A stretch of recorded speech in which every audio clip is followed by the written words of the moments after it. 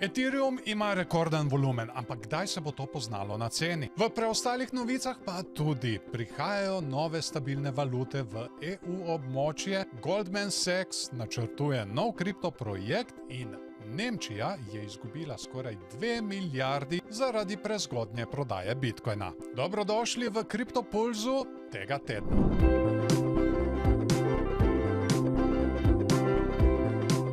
Ethereum je v zadnjem mesecu zabeležil kar 38% rast aktivnosti na svojih decentraliziranih aplikacijah, a cena Ethereuma kljub temu ostaja nespremenjena. Glavna konkurenta Solana in BNB Chain sicer beležita rast, vendar se Ethereum zaradi svojih nadgradenj in stabilne infrastrukture še vedno kaže kot privlačna izbira za velike vlagatelje. Njegov načrt za prihodnost, imenovan Ethereum 3.0, obljublja večjo skalabilnost, kar bi lahko dolgoročno še okrepilo njegov položaj. Kaj mislite, ali bo cena sledila volumnu?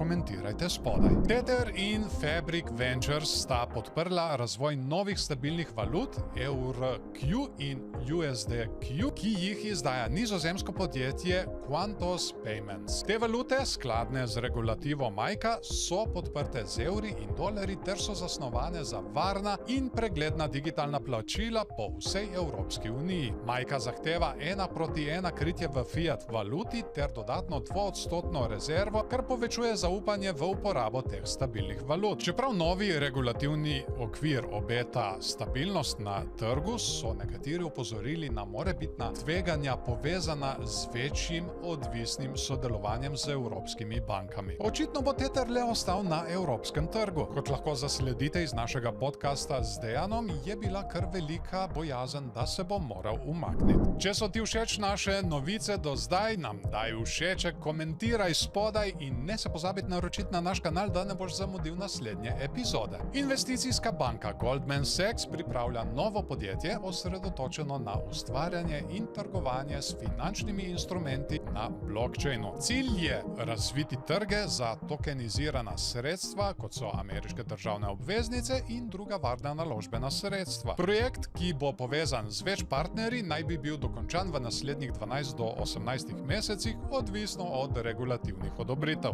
Goldman Sachs s tem odgovarja na vse večje povpraševanje po tokeniziranih sredstvih, ki ponujajo nižje tveganje in stabilne donose, pri čemer cilja predvsem na institucionalne vlagatelje. Še eno od mnogih znanih podjetij, ki stavijo na tokenizacijo.